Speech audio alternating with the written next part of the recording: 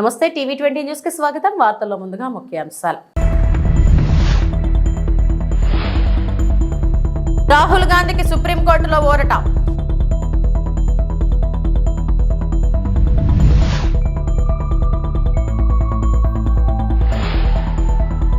Davos లో జరుగుతున్న world economic forum సదస్సులో పాల్గొనేందుకు వెళ్లిన ఏపీ సీఎం చంద్రబాబు మరియు మంత్రులు.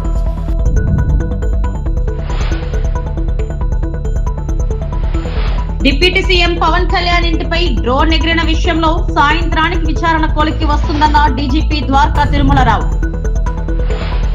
లోకేష్ సభ ప్రతిపక్ష నేత రాహుల్ గాంధీకి సుప్రీంకోర్టులో ఊరట లభించింది.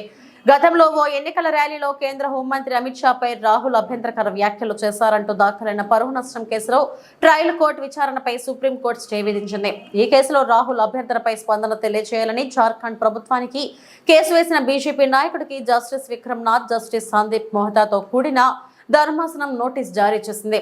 2019 లోక్సభ ఎన్నికలకు ముందు జార్ఖండ్లోని చాయిబాసాలో నిర్వహించిన ఓ ర్యాలీలో మాట్లాడిన రాహుల్ అమిత్ షాపై అభ్యంతరకర వ్యాఖ్యలు చేశారని బీజేపీ నేత నవీన్ జూ ఆరోపించారు.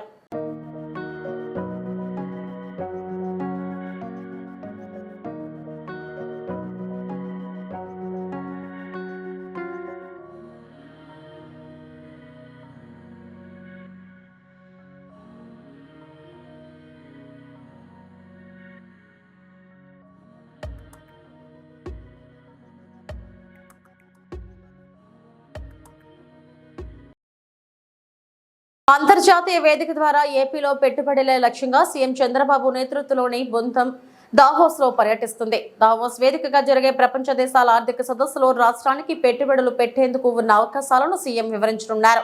వివిధ దేశాలకు చెందిన పారిశ్రామికవేత్తలతో భేటీ కానున్నారు. దావోస్ ఎయిర్పోర్ట్ కు చేరుకున్న సీఎం చంద్రబాబు బృందానికి అక్కడ నివాసం ఉంటున్న ప్రవాసాంధ్రులు ఘనంగా స్వాగతం పలికారు. జై చంద్రబాబు నాయుడు.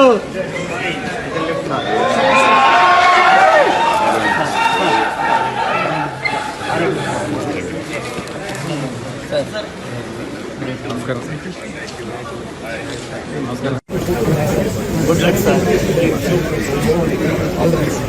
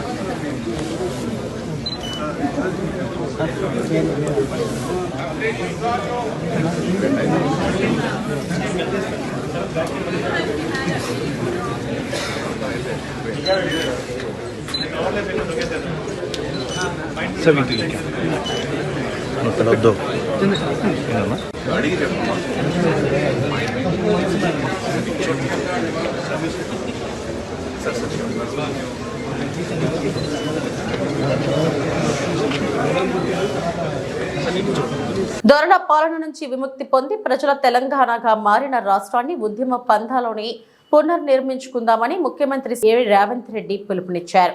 రాష్ట్ర సాధన ఉద్యమంలో ద్రోహులను తరిమివేసిన విధంగా నేడు తెలంగాణ అభివృద్ధిని అడ్డుకుంటున్న వారికి బుద్ధి చెప్పాల్సిన అవసరం ఉందని అభిప్రాయపడ్డారు. సంక్షేమంతో పాటు సమగ్ర అభివృద్ధిని సాధించుకునే క్రమంలో ప్రపంచంతోనే పోటీపడి తెలంగాణను నెంబర్ 1 గా నిలబెట్టుకుందామని అన్నారు. సింగపూర్ పర్యటనలో ఉన్న ముఖ్యమంత్రి శ్రీ రేవంత్ రెడ్డి అక్కడ తెలంగాణ కల్చరల్ సొసైటీ ఆధ్వర్యంలో నిర్వహించిన మీట్ అండ్ గ్రీట్ కార్యక్రమంలో పాల్గొని తెలంగాణ ప్రవాసులను ఉద్దేశించి ప్రసంగించారు. గ్లోబల్ ఇండియన్ ఇంటర్నేషనల్ స్కూల్ ఆడిటోరియంలో జరిగిన ఈ కార్యక్రమంలో ముఖ్యమంత్రి వెంట మంత్రి దుద్దిళ్ల శ్రీధర్ బాబు, ప్రభుత్వ సలహాదారు ఎమ్మెల్యే పోచారం శ్రీనివాస్ రెడ్డి, ఎమ్మెల్యే కుందూరు జైవీర్ రెడ్డి, హైదరాబాద్ కాంగ్రెస్ నాయకుడు డాక్టర్ రోహిత్ రెడ్డి పాల్గొన్నారు. ఈ కార్యక్రమంలో నాతో పాటు ముఖ్య అతిథులుగా ఐటీ అండ్ ఇండస్ట్రీస్ మినిస్టర్ మిత్రుడు దుద్దిళ్ల శ్రీధర్ బాబు గారిని, మాజీ మంత్రివర్యులు, మాజీ స్పీకర్, శాసనసభ్యులు, తెలంగాణ సమాజంలో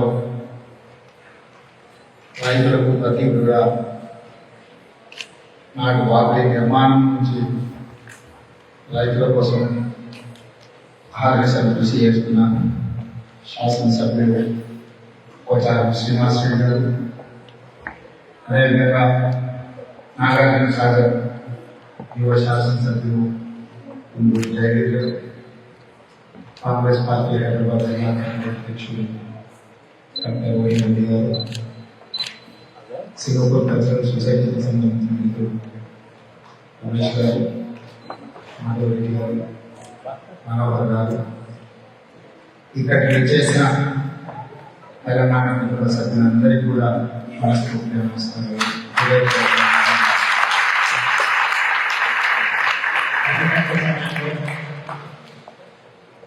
మేము ప్రభుత్వ బాధ్యతలో భాగంగా సింగపూర్ పర్యటనకు వస్తే మీరందరూ అత్యంత అభిమానంతో మమ్మల్ని సాధారణంగా ఆహ్వానించి మీరు సింగపూర్లో ఉన్న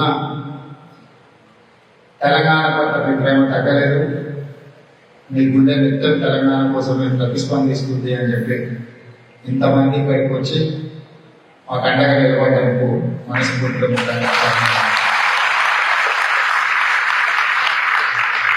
ఇంకా పెద్ద రాజకీయ ఉపన్యాసాలు మాట్లాడే వేదిక కాదు. కాకపోతే స్వతంత్రం వచ్చిన తర్వాత మన దేశం యొక్క స్థితిగతులను, ప్రత్యేక రాష్ట్రం ఏర్పడిన తర్వాత తెలంగాణ రాష్ట్రం యొక్క పరిస్థితులను మనం అంచనా వేసుకున్నప్పుడే ఆ అంచనాల నుంచి, అనుభవాల నుంచి భవిష్యత్ ప్రణాళికలను రచించుకొని ముందుకు వెళ్లాల్సిన బాధ్యత తెలంగాణ రాష్ట్ర ప్రభుత్వం మీద ఉన్నది. తెలంగాణ రాష్ట్ర ప్రభుత్వం చేస్తున్న ఆలోచనలో మీ యొక్క అనుభవాన్ని నారా లోకేష్ ఉప ముఖ్యమంత్రి అయితే తప్పేంటని కాకినాడ జిల్లా పిఠాపురం తెలుగుదేశం నేత వర్మ ప్రశ్నించారు. టీడీపీ సభ్యత్వాలు కోటి చేయించిన ఘనత మంత్రి నారా లోకేష్ కే దక్కుతుందని ఆయన కొనియాడారు. పార్టీకి భవిష్యత్తు లేదన్న వారందరికీ యోగలంతో లోకేష్ సమాధానం చెప్పారని వివరించారు. లోకేష్ కష్టాన్ని గుర్తించిన కేడర్ ఆయనకు డిప్యూటీ సీఎం పదవి ఇవ్వాలని కోరుకోవడంలో తప్పేముందని వర్మ అన్నారు.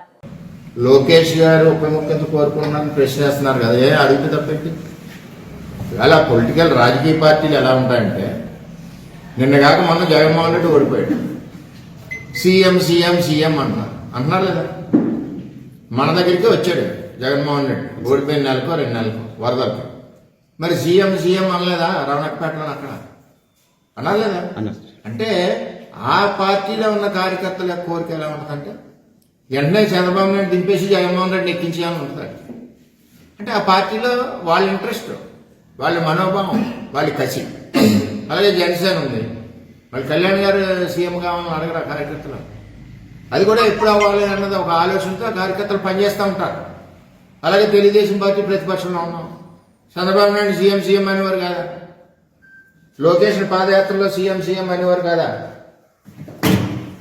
అంటే ఇవన్నీ ఏంటంటే, పొలిటికల్ పార్టీ అన్నది కింద స్థాయి కార్యకర్తలకి ఒక మనోభావాలు ఉంటాయి, వాళ్ళకి ఒక కసి ఉంటుంది. వాళ్ళ నాయకుడిని ఇలా ముఖ్యమంత్రిగా చూడాలని ఒక పార్టీ అనుకుంటుంది, ఇంకో పార్టీ ముఖ్యమంత్రిగా చూడాలని అనుకుంటారు. ఈవేళ తెలుగుదేశం పార్టీలో మీరు అడిగిన ప్రశ్నకి లోకేష్ గారికి డిప్యూటీ సీఎం అడుగుతున్నారు ఏంటంటున్నారు కదా మీరు. ఏం తక్కువ ఉంది ఆయనకి? ఆయన ఏం చేశాడో మీకు ఎవరికైనా తెలుసా? ఆయన ఎంత గుడ్డి చాకరీ చేశాడో లోకేష్ గారు తెలుగుదేశం పార్టీకి తెలుసా? వేళ పార్టీకి వెన్నెముగ్గా నడిచాడు. ఒక సైడ్ చంద్రబాబు నాయుడు పరిపాలన చేస్తుంటే 2014-19లో రాష్ట్రంలో రూపాయి లేకుండా చిల్లిగా లేనప్పుడు పార్టీని వెనకుండి నడిపించి ఎన్నెముగ్గా ఉన్నాడు. ఒకటిగా జ్ఞాపకం తెచ్చుకోండి, 2009 ఎలక్షన్ ముందు ఆయన నగదు బదిలీ పథకం తెచ్చాడు. ఆ రోజుల్లోనే బ్రహ్మాండంగా యుఎస్లో చదువుకున్నాడు ఆయన అంట, యూనివర్సిటీలో నగదు బదిలీ తెచ్చాడు. ఆ నగదు బదిలీ అప్పుడు ఇంప్లిమెంట్ అయ్యి ఉంటే ఇవాళ పీడిఎస్ స్కామ్ లేదు. అలాగే మొట్టమొదటిసారిగా 50 లక్షలు మెంబర్షిప్ చేశాడు, ఆన్లైన్ మెంబర్షిప్. మొట్టమొదటిసారిగా నారా లోకేష్ ఈ ప్రపంచంలోనే పొలిటికల్ పార్టీలకి ఏదికి ఇన్సూరెన్స్ లేని సమయంలో మొట్టమొదటి ఇన్సూరెన్స్ కార్యకర్తగా ఉండాలని చెప్పి పెట్టిన నాయకుడు లోకేష్ గారు. దాన్ని చూసి అన్ని పార్టీలు ఫాలో అవుతున్నాయి, నేషనల్ పార్టీలు కూడా. ఏం తక్కువది? నెక్స్ట్ పంచాయతీరాజ్ శాఖ మంత్రిగా లోకేష్ గారు పనిచేశాడు. ఇవాళ రాష్ట్రంలో 75% రోడ్లు వేసాం. అప్పుడు మన పిఠాపురాన్ని 75% రోడ్లు వేసాం. ఏం తక్కువ చేశాడు అంటున్నాను నేను. నారా లోకేష్ గురించి ఇబ్బంది పడ్డాను. తర్వాత ఈ మధ్యలో ఐటీ సెక్టర్ బ్రహ్మాండంగా డెవలప్ చేశాడు. ఐటీ సెక్టర్ నెక్స్ట్ ప్రభుత్వం ఓడిపోయింది. ఇవాళ నాయకులు ఎవరన్నా కష్టమున్నా సుఖమున్నా పొలిటికల్గా ఎలా ఉన్నా కలిసిది ఎవరినే? నారా లోకేష్. సపోర్ట్ ఇచ్చేది ఎవడు? నారా లోకేష్. అటువంటిది ప్రభుత్వం పోయింది. అయిపోయింది. తెలుగుదేశం పార్టీ పని అయిపోయింది అన్నాడు జగన్మోహన్ రెడ్డి. ఎందుకు పని చేయలేదు? చంద్రబాబు నాయుడు పని అయిపోయింది అన్నారు. వయసు అయిపోయింది అన్నారు. ఏం వయసు అయిపోయింది? చంద్రబాబు నాయుడు 100 సంవత్సరాలు ఉంటాడు భగవంతుడు ఆశీస్సులతో. ఆయన ఆరోగ్యం మీకు ఎవరికి తెలియదు. ఆయన కష్టపడే విధానం ఎవరికి తెలియదు. డిప్యూటీ సీఎం పవన్ కళ్యాణ్ ఇంటిపై డ్రోన్ ఎగిరిన విషయంలో ఈ సాయంత్రానికి విచారణ కొలిక్కి వస్తుందని డీజీపీ ద్వారకా తిరుమలరావు స్పష్టం చేశారు. పవన్ భద్రతకు సంబంధించి ప్రతి అంశాన్ని త్వరగా పరిగణిస్తున్నామని చెప్పారు. వాళ్ళ దగ్గర నుంచి ఒక లెటర్ వచ్చింది. 24 hours కల్లా ఎంక్వైరీ చేయమని చెప్పారు. నిన్న ఈవినింగ్కి అయిపోవాలా, ఇంకొక రోజు టైం కావాలని అడిగారు. అది కూడా చేయమని చెప్పాను. నిన్న కూడా మళ్ళీ ఏదో కొంత ఇన్ఫర్మేషన్ వచ్చింది. కొంత మొత్తం విచారించి ఇవాళ సాయంకాలానికి నివేదిక వచ్చేట్టు అవకాశం ఉంది. సార్, కంటిన్యూగా పవన్ కళ్యాణ్ టార్గెట్ చేస్తూ అక్కడేమో ఏజెన్సీలో నకిలీ పోలీసు, పవన్ కళ్యాణ్ ఇంటి దగ్గర ఎక్కి, ఇప్పుడేమో డ్రోన్, కంటిన్యూగా ఒకే చోట ఇలా జరుగుతుంటే ఏమనుకోండి? అంటే మేము ఈ రెండు విడిగా చూస్తున్నామండి. ఈ డ్రోన్ విషయం అనేది యాక్చువల్గా డ్రోన్ ఎగిరిందా లేదని మేము కనుక్కోవాలా. ఏదైనా చూసి డ్రోన్ అనుకున్నారు అక్కడ ఉన్న వాళ్ళు. ఎందుకంటే అక్కడ ఉన్న వాళ్ళు ఎవరు ఆ రోజు చెప్పినటువంటి వాడు ఒక RSI తప్పించి అంతకన్నా సీనియర్ లేరు. సో అది డ్రోనేనా కాదా అని కూడా తెలుసుకోవాల్సింది. అక్కడ డ్రోన్ ఫ్లై చేసే అవకాశం ఎవరు ఉందో చాలా విశదంగా చాలా విచారించినాకే ఒక కంక్లూషన్కి వస్తాం. అది వాళ్ళ సాయంకాలానికి అయ్యే అవకాశం ఉంది. అక్కడ జరిగిన విషయం ఏంటంటే ప్రోగ్రామ్ అయిపోయినాక జరిగిన విషయం అది. అది కూడాను ప్రోగ్రామ్ అయిపోయాక ప్లేక్ దగ్గర పోయి, ఇప్పుడు ప్రోగ్రామ్ అయిపోయాక కూడా పోయి నిలబడడం అనుకోండి, ఏం చేస్తుంది దానికి? ఓ పిచ్చోడు నిలబడచ్చు, మంచోడు నిలబడచ్చు, దొంగ నిలబడచ్చు. అట్లా ఏదైనా జరగడం తప్పించి ఎందుకు జరిగింది అని చూస్తున్నాం. ఆ ప్రోగ్రాంలో మాత్రం ఏదైనటువంటి సెక్యూరిటీ ల్యాబ్స్ జరగలేదు మన ఏజెన్సీ ఏరియాలో కూడా. ఏది అయినప్పటికీ ప్రతి చిన్నదాన్ని ప్రతి విషయాన్ని మేము చాలా సీరియస్గా తీసుకుంటాం. అన్ని విచారణ చేయడం జరుగుతుంది. డిప్యూటీ సీఎం విషయంలో కొంచెం సోషల్ మీడియాలో వార్ జరుగుతుంది, నారా లోకేష్ వర్సెస్ పవన్ కళ్యాణ్. సో దాన్ని అది పెట్టారు, దాని మీద గొడవ అయ్యే అవకాశం ఉంది. నాకు యాక్చువల్ ఐడియా లేదు, చూసుకుంటాను, చూస్తాను. కోడి పందాలు గతం కంటే ఈసారి ఎక్కువ జరిగింది. గతం కంటే ఎక్కువ కేసులు కూడా నమోదవుతాయా? ఈసారి ఎక్కువ జరిగిందా అని నాకు ఎగ్జాక్ట్గా లాస్ట్ టైం ఎక్కువ తెలియదు. కేసులు చాలా పెట్టాం, ముందు నుంచి కేసులు పెడతా ఉన్నాం. ఎందుకంటే ఇది హైకోర్టు మానిటర్ చేస్తున్నటువంటి యాక్టివిటీ. కొన్ని సంవత్సరాలుగా హైకోర్టుకి మేము వాళ్ళు మానిటర్ చేస్తున్న యాక్టివిటీ, ప్లస్ హైకోర్టుకి నివేదిక కూడా ఇవ్వాల్సి ఉంటుంది. జరిగిన విషయాలు అన్నింటిలో కూడాను ముందు జరిగింది, తర్వాత 13, 14, 15, 3 రోజులు జరిగింది. మొత్తం మీద రిపోర్ట్ ఇవ్వాల్సి ఉంటుంది. అది ఇస్తాం. అది ఎప్పటి కూడా ఓకే. పశ్చిమ గోదావరి జిల్లా నర్సాపురం కబడ్డీ స్టేడియంలో గత 5 రోజులుగా జరుగుతున్న జాతీయ స్థాయి స్త్రీ పురుషుల కబడ్డీ పోటీల్లో పురుషులు విభాగ విన్నర్గా మహారాష్ట్ర, మహిళా విభాగంలో CRPF ఢిల్లీ జట్టు నిలిచాయి. శనివారం అర్ధరాత్రి వరకు జరిగిన ఈ పోటీల్లో పురుషుల విభాగంలో ద్వితీయ స్థానంలో కోల్కతా, తృతీయ CRPF ఢిల్లీ, 4వ స్థానంలో కోల్కతా జట్లు నిలవగా, మహిళా విభాగంలో రన్నర్గా రాజస్థాన్, తృతీయ కోల్కతా, 4వ స్థానంలో కేరళ జట్లు గెలుపొందాయి.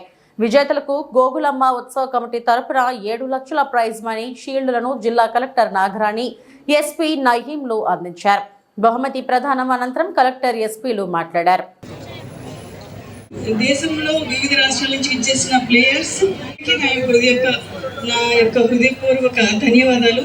ఈరోజు ఇక్కడ ఈ కార్యక్రమంలో పాల్పంచుకోవడం ఎంతో సంతోషంగా అనిపించింది. అంటే కబడ్డీ అనేది ఒక గ్రామీణ క్రీడ. అది అందరికీ కూడా ఎంతో హృదయానికి దగ్గరైన ఆట. అది మేము కూడా చిన్నప్పుడు కబడ్డీ ఎంతో ఇష్టంగా ఆడేవాళ్ళం.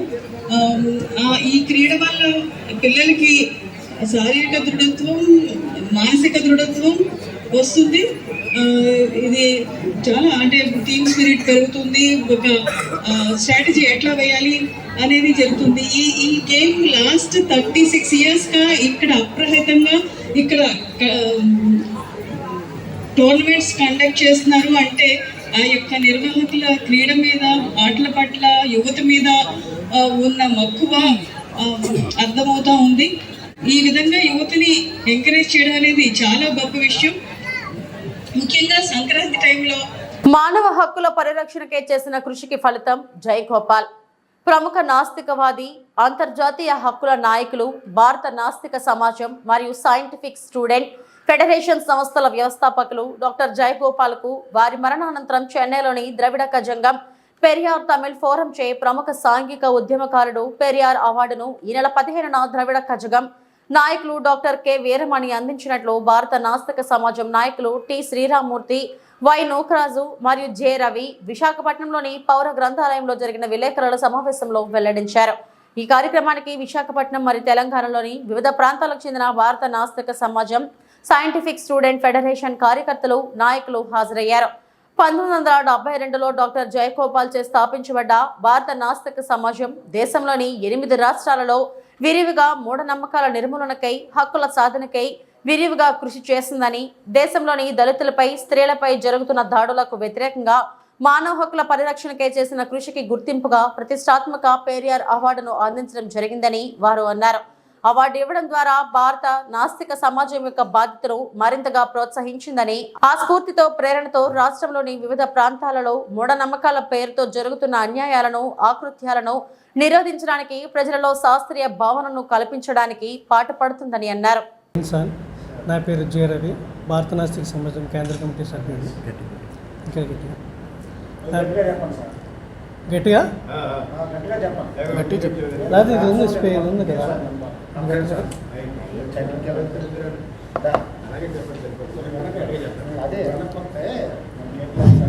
నా పేరు జె రవి, భారత నాస్తిక సమాజం కేంద్ర కమిటీ సభ్యుడిని. 1972లో యునెస్కో చేత కీర్తింపబడ్డ పెరియార్ ఈవి రామస్వామి నూతన యుగం ప్రవక్త, ఆగ్నేయాసియా దేశాల సోక్రటీసు, అజ్ఞానాలకి, మూఢనమ్మకాలకి భద్ర శత్రువుగా కీర్తింపబడిన మహాశయుడు ఈవి రామస్వామి. అతనికి 1937లో తమిళనాట మహారాలు ఇచ్చిన అవార్డు పేరు పెరియార్. పెరియార్ అంటే మనం భాషలో గ్రేట్ మ్యాన్, మహాత్మా అని అర్థం. ఆ మహానాయకుని పేరు మీద రిలీజ్ చేసిన అవార్డు ఈ నెల 15వ తారీఖున భారత నాస్తిక సమాజం, సైంటిఫిక్ స్టూడెంట్ ఫెడరేషన్ వ్యవస్థాపకులు డాక్టర్ జయగోపాల్ గారికి వారి మరణానంతరం భారత నాస్తిక సమాజం కుటుంబ సభ్యులకి ఇవ్వడం జరిగింది. 1952లో భారత నాస్తిక సమాజాన్ని డాక్టర్ జయగోపాల్ గారు స్థాపించారు. దేశంలోని 8 రాష్ట్రాల్లో విరివిగా కార్యక్రమాలు జరుగుతున్న సమయంలో కుల మూఢనమ్మకాలకు వ్యతిరేకంగా, దళితులపై, స్త్రీలపై జరుగుతున్న అత్యాచారాలకు వ్యతిరేకంగా, మానవ హక్కులకే నిర్విరామంగా చేస్తున్న కృషికి గుర్తింపుగా తమిళనాట ద్రవిడ కజగం సంఘం ఇచ్చిన అవార్డు పెరియార్ అవార్డు. ఈ అవార్డు భారత నాస్తిక సమాజానికి రావడంతో మా బాధ్యత మరింతగా పెరిగింది. రాష్ట్రంలోని అనేక ప్రాంతాలలో మేము పర్యటించి మూఢనమ్మకాలకు వ్యతిరేకంగా ఉద్యమాలు చేపట్టాలని చెప్పేసి నిర్ణయించుకున్నాము. నా పేరు టి శ్రీరామూర్తి, భారత నాస్తిక సమాజ వ్యవస్థాపకుల్లో ఒకరిని. ప్రస్తుతం రాష్ట్ర అధ్యక్షుడిగా బాధ్యతలు నిర్వహిస్తున్నాను. నాస్తిక సమాజం, నాస్తికత్వం అంటే దేవుడు లేడని మాత్రమే కాదు, దోపిడీ, పీడనలకు వ్యతిరేకంగా పోరాడుతున్న ఒక సంస్థ. పెరియార్ ఆలోచనలతో ఈ సంస్థ ఏర్పాటు చేయబడింది. భారతదేశంలో జ్యోతిబా పూలే, సావిత్రిబాయి పూలే, అంబేద్కర్ తర్వాత భారతదేశంలో గొప్ప వ్యక్తి పెరియార్ ఈవి రామస్వామి. ఆయన అడుగుజాడల్లోనే భారత నాస్తిక సమాజం ఏర్పాటు చేయడం జరిగింది. 8 రాష్ట్రాల్లో చాలా కార్యక్రమాలు నిర్వహించడం జరిగింది. 72లో ఏర్పడింది ఈ సంస్థ. మహాకవి శ్రీశ్రీ కూడా ఇందులో సభ్యుడు. మానవ హక్కుల ఉల్లంఘన ఎక్కడ జరిగినా, దళితులపైన, స్త్రీలపైన దాడులు, అత్యాచారాలు జరిగినా, మూఢనమ్మకాలకు వ్యతిరేకంగా పోరాడుతున్న సంస్థ. ఈ మధ్యకాలంలో కొంత అనేక కారణాలతో, కోవిడ్ కారణాలతో బలహీనపడినప్పటికీ ఉద్యమిస్తున్న సంస్థ. సామాజిక అంశాలే మా ఎజెండాగా మేము ముందుకు తీసుకెళ్తున్నాం. దేవుడు, నాస్తికత్వం మాత్రమే కాదు, అనేక సామాజిక అంశాలు మన ముందు ఉన్నాయి. పరిష్కారం కాని సామాజిక అంశాలు, ఈ సామాజిక అంశాల మీద పరిష్కారానికి కృషి చేస్తున్నాం. అదే సమయంలో ప్రభుత్వానికి విజ్ఞప్తులు చేస్తున్నాం. పలానా సామాజిక అంశాన్ని మీరు పరిష్కరించవలసింది, పరిష్కరించాలి. రాజ్యాంగం ఆర్టికల్ 21 జీవించే హక్కుకు భరోసా ఇచ్చింది. దానికి అనుగుణంగానే ప్రజలందరూ జీవించే హక్కుకు మీరు భరోసా ఇవ్వాలి, జీవించే హక్కు కోసం కృషి చేయాలి, భరోసా ఇవ్వండి అని ప్రభుత్వానికి విజ్ఞప్తులు చేస్తున్నాం. మూఢనమ్మకాల నిర్మూలనకి, కుల నిర్మూలనకి, సాంఘిక మత ఛాందస దురాచారాలకు వ్యతిరేకంగా ఉద్యమిస్తున్న సంస్థ. ఈ మేరకు పెరియార్ అవార్డు జయగోపాల్ గారికి రావడం మా మీద మంచి బాధ్యతలు ఇంకా పెంచింది. ఈ అవార్డు రావడం పట్ల హర్షం ప్రకటిస్తున్నాం. సోదర సంఘాలు కూడా దీనిపై స్పందించాయి, హర్షం ప్రకటించాయి. వారందరికీ అభినందనలు. మీడియా మిత్రులకు కూడా ధన్యవాదాలు. అనకాపల్లి జిల్లా మాడుగా మారుమూల గిరిజన ప్రాంతాల్లో ఉన్నవారికి ఆరోగ్యంపై మరింత అవగాహన కల్పించడానికి కేంద్ర ప్రభుత్వం ఆధ్వర్యంలో నిర్వహిస్తున్న జిమ్సర్ ఉచిత వైద్య శిబిరం శనివారం మాడుగల శివారున గగుబూరు రామచంద్రపురం గిరిజన గ్రామాలలో నిర్వహించబడింది. ఆరోహణ ట్రైబల్ సొసైటీ మరియు కృషి విజ్ఞాన కేంద్రం సంయుక్తంగా నిర్వహిస్తున్న ఈ శిబిరం వలన ఇప్పటికే సుమారు 1000 మందికి పైగా ఆరోగ్యంపై అవగాహన పెంపొందించుకున్నారు. ఈ వైద్య శిబిరాలు నిర్వహించడానికి శాశ్వత కట్టడాలను ఏర్పాటు చేసుకున్నారు. ఈ సందర్భంగా శిబిరానికి నాయకత్వం వహిస్తున్న డాక్టర్ స్వాతి చిక్కాల సురేఖ్ పట్నాయక్లు మాట్లాడుతూ ఆరోగ్యకరమైన ఆహారం గురించి మరియు రక్తహీనత స్త్రీలకు ఋతుస్రావం వలన కలిగే రక్తహీనత గుర్తించి ఆరోగ్యకర సూత్రాలను అందిస్తామని, అలాగే ఉచితంగా మందులను అందిస్తామన్నారు. అదేవిధంగా పలువురు మరియు వైద్యులు మరియు స్థానిక పిహెచ్సి బృందం, ఆశా వర్కర్లు, అంగన్వాడీ ప్రజలు తదితరులు ఆరోగ్యకర చిట్కాలను గిరిజనులకు బోధించారు. ఆరోగ్యంగా ఉండడానికి ఎటువంటి పౌష్టికాహారాన్ని భుజించాలో, కాయగూరలు, ఆకుకూరలు ఇంటి ఆవరణలో ఇటువంటి వాతావరణంలో పెంచాలో వివరంగా తెలియజేశారు. మనం ఉపాధి కల్పించడం, వాళ్ళ ఆరోగ్య సమస్యలు తీర్చడం అన్ని చేయడంలోని ఈ ప్రాజెక్ట్ ద్వారా గీతం చేస్తోంది. ఈరోజు ఇక్కడ గదగూరు ఈ మాడులలోని రామచంద్రపురం అండ్ గదగూరు విలేజెస్లోని ఉన్న ఇంచుమించు 500 మందికి వైద్య శిబిరం శిక్షణ కార్యక్రమం జరిగింది ఈరోజు. అండ్ మనతో పాటు ఇక్కడ గీతం హాస్పిటల్ అంటే జిమ్సర్ హాస్పిటల్ టీమ్ అందరూ ఉన్నారండి, doctor Sharada and team. And మనతో పాటు ఆరోహణ tribal society founder and co-founder Surekha Patnaik గారు, ప్రసాద్ పట్నాయక్ గారు కూడా ఉన్నారు. వీళ్ళందరూ కలిపి మనం ఈరోజు పాంప్లెట్స్తో సహా అంటే కిచెన్ గార్డెన్ కిట్స్ ఇంట్లోని కూరగాయలు పెంచి ఎలాగ మనం ఆరోగ్యకరంగా ఉండడం నేర్పించాము. నీళ్ళు ఎలా శుభ్రపరచుకొని తాగాలి అది నేర్పించాము. తర్వాత మెన్స్ట్రువల్ హైజీన్, ఇది చాలా ప్రాబ్లం ఉండే ఇదండి ఇక్కడ ఎస్పెషల్ ట్రైబల్ రీజన్స్లోని. అందుకని వీళ్ళ కోసం మనం ఎలాగ చేసుకోవాలని చెప్పి వీడియోస్ కూడా మేడం అన్ని ప్లే చేసి ఎక్స్ప్లెయిన్ చేశారు. ఇది కాకుండా బయోడిగ్రేడబుల్ శానిటరీ ప్యాడ్స్ కూడా వీళ్ళకి మనం ఇవ్వడం జరిగింది. ప్లస్ అంటే కొంతమంది క్లాత్ వాడుతున్నారు, వాళ్ళని శానిటరీ ప్యాడ్స్ వాడడం కోసం షిఫ్ట్ చేయడం కోసం మనం ఇక్కడ అవగాహన సదస్సు చేశాము. అది కాకుండా చాలా మంచి విషయం ఏంటంటే మనం ఈరోజు కొత్తగా మెన్స్ట్రువల్ కప్స్ గురించి ఎక్స్ప్లెయిన్ చేశామండి. ఇది మన అర్బన్లోనే సిటీలోనే చాలా కొంచెం అంతగా. ఇవి ఇప్పటివరకు నా బులెటిన్ అప్డేట్స్. నమస్తే.